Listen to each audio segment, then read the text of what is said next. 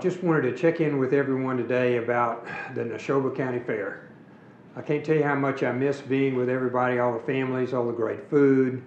It's a little hot, but that's fine. Just a tremendous Mississippi event. And this year we don't get to have it. Next year we will, and we're looking forward to that. But we haven't been bored in the last few months, as you well know. In addition to the pandemic, we've had a lot of things we did, and I want to talk to you a little bit about those. I want to appreciate Senator Dennis DeBar's work on breaking down barriers to allow more teachers to come to Mississippi and speak and teach in Mississippi. We revised the law to allow teachers to be eligible to teach in our classrooms. We need new young teachers, young fresh faces to go into the teaching profession, and Senator DeBar led that. I thought it was critical that we have laptops, Chromebooks, Apple books, whatever, for every student in Mississippi. And again, we're facing difficulties in starting up our school systems again, and they need the ability to have this distance learning, and the legislature, led by Senator DeBar and others, devoted $134 million to that. We are looking at workforce development. Senator David Parker led a reorganization of workforce development. It was a critical thing. So many of our jobs that we have lost during this pandemic are not going to come back. And for them, we need to train our workforce to be effective and be economically viable, be able to provide for their families. To do that, we needed to make sure that the dollars we spent on workforce development were well spent and that we had good conclusions from those.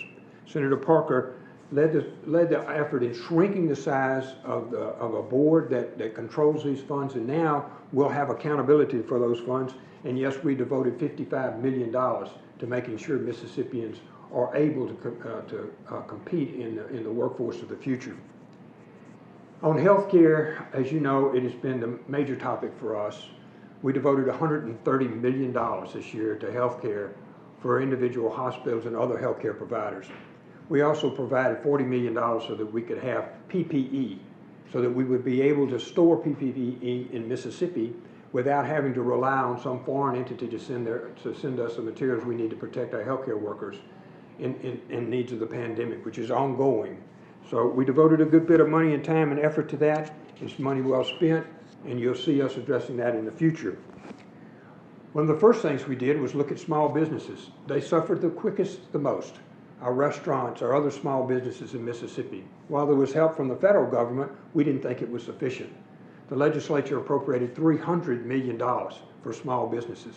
Over 25,000 small businesses in Mississippi have applied for those grants to help them, anywhere from $1,500 to $2,000 to $25,000, to help them bridge the gap between the pandemic start and continuing on to keep employees and continue to be hired. We thought that was critical in Mississippi, and that program has really become a model for other states. We spent more money on education out of our CARES money than just about any other state as a percentage. It was of critical importance to us. It was of critical importance to us to have small businesses. Between the two of those, half the money that we had on CARES was spent that way. We recognized last year you couldn't get your driver's license.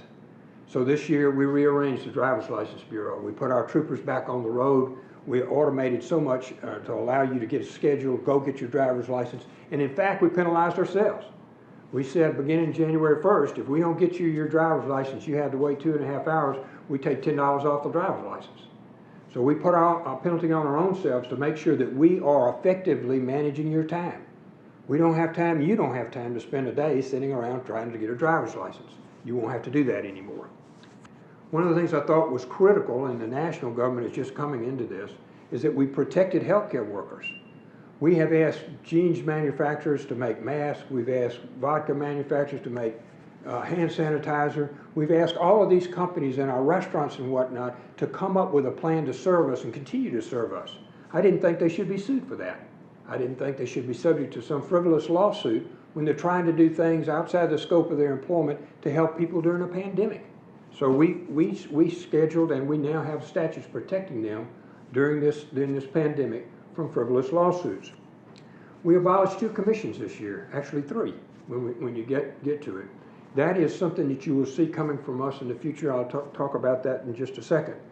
State government needs to be more effective, and it needs to be accountable. and transparent. As you can tell, we were busy. We had a lot to do. In addition to that, we had to face the fact that we had less money to do it with. We had less income from our revenue streams. And we effectively did a budget.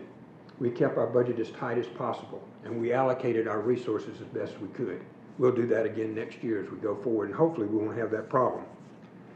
Now, where we're going to streamline state government. We're going to continue to just do what I just got through telling you we have been doing. State government itself has to be responsive, both on a timely basis, on a transparency basis, and a cost-effective basis. We don't need to spend money on things that are not helping you in your life, in your economy, in your family, in your job. So we'll be doing that. We'll provide more funds now. We're working today on funds for intensive care units around Mississippi so we can provide more hospital beds to where we don't get caught by this pandemic, where we don't have enough hospital beds to take care of you and your loved ones in any hospital in Mississippi. You'll see us reviewing the budget of every state agency. They need to tell us what they're doing with their money, making sure that they're operating efficiently, and us as a legislature, we should be reviewing that. And lastly, we expanded broadband in Mississippi, $75 million, giving approximately 50,000 more homes access that would have never had access to broadband. That's the key for the future. And the reason we did that, the children living there will now have access to broadband. They now have access to the world, to the internet, and they'll have the access that gives them the educational components they need. You should anticipate that we have an opportunity to expand broadband further in unserved areas of Mississippi. We intend to do so. So we're going to be busy. We have been busy. We're going to be busy this next year. And I want to close by telling you that I have been blessed to be a survivor of coronavirus. Despite my best efforts, I contacted the disease about a month ago. And so I stand before you today recovering from the coronavirus. Many of our Mississippians are doing so today. Unfortunately, as many as 10,000 a week are now contacting the coronavirus. And it's time for us to think a little bit about what the Lord told us, which was, love thy neighbor as thyself. If you love your neighbor as yourself, wear a mask, stay social distanced, wash your hands, take care of yourself and your family. Because when you do that, that's great love for your fellow man and fellow woman that's standing next to you in Walmart or wherever, telling them that you care enough about them to wear a mask and take care of them, just as much as you want to take care of yourselves. Stay healthy. We have a bright future in Mississippi, and I'm looking forward to working with you on every bit of it. Have a great year. We'll see you next year at the Neshoba County Fair.